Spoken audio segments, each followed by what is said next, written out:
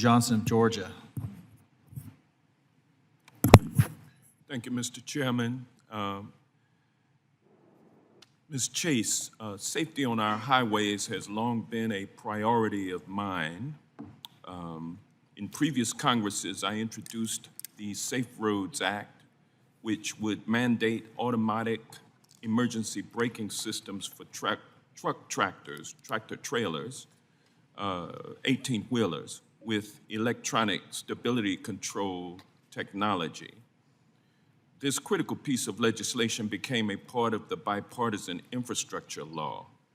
While our goal is to prevent crashes of all types, a mechanical or other failure on an 80,000-pound tractor-trailer truck, or a 55-passenger bus, or a hazmat truck filled with propane gas can be catastrophic, particularly when compared to the consequences of a simple automobile wreck. Ms. Chase, do you believe that prudence requires that we should be even more cautious about deploying level 3, 4, and 5 automated commercial motor vehicles on our roads than we should be about the deployment of autonomous automobiles, and if so, why? Thank you for your question, Congressman. Also, thank you very much for your safety leadership. We appreciate that you have made it a priority in your portfolio to make sure that the roads are safer for your constituents and everyone in the country. So thank you very much. Yes, I think absolutely we need prudence when we're discussing autonomous vehicles of any level. What we know so far is that, the biggest sample that we have so far is San Francisco. And it's not going so well, to say the least. When we have the San Francisco fire chief coming out publicly and saying that she has tremendous trepidation about what's happening on her roadways because it's imperiling firefighters to get to their scenes, it's a problem. We can't just stick our head in the sand and pretend that these real problems aren't happening. So when you talk about emergency vehicle, like a ambulance dispatched to pick up or to tend to a elderly patient having a heart attack, or an infant that swallowed a button or something, that kind of vehicle, or a fire truck having trouble getting to the destination to put out the fire or to render life and death aid to a person. We're having automated vehicles are interfering with that process? Yes, it is.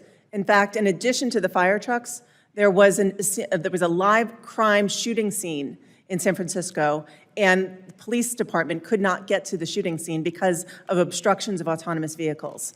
So we need to deal with these known problems. We know these problems exist. We can't just move forward. So we need to be careful as we move forward.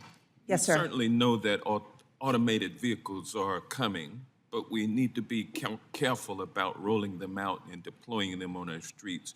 You've heard the argument that deployment of autonomous trucks on the road will actually reduce motor vehicle crashes. What are your thoughts on that assertion?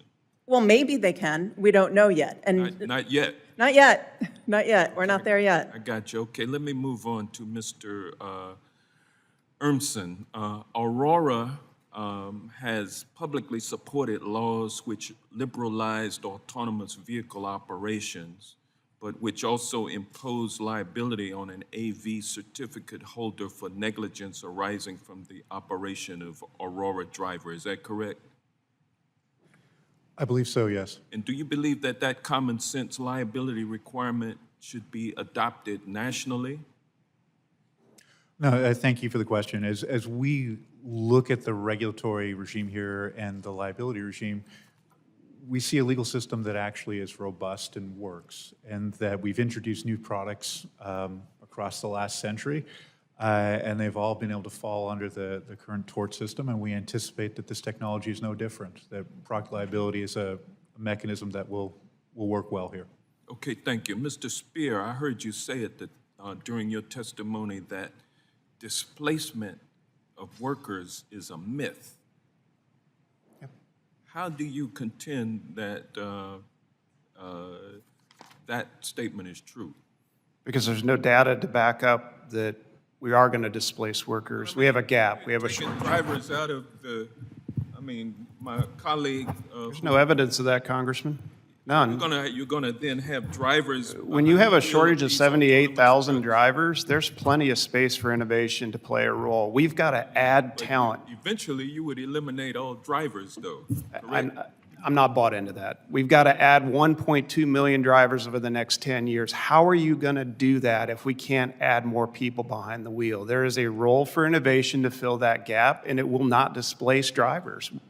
We'll take them. If you can give me 1.2 million, I'll take them.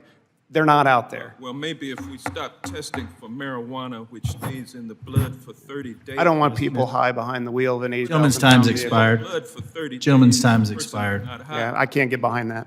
Gentleman's time's expired, Mr. At least Yakum. think about it.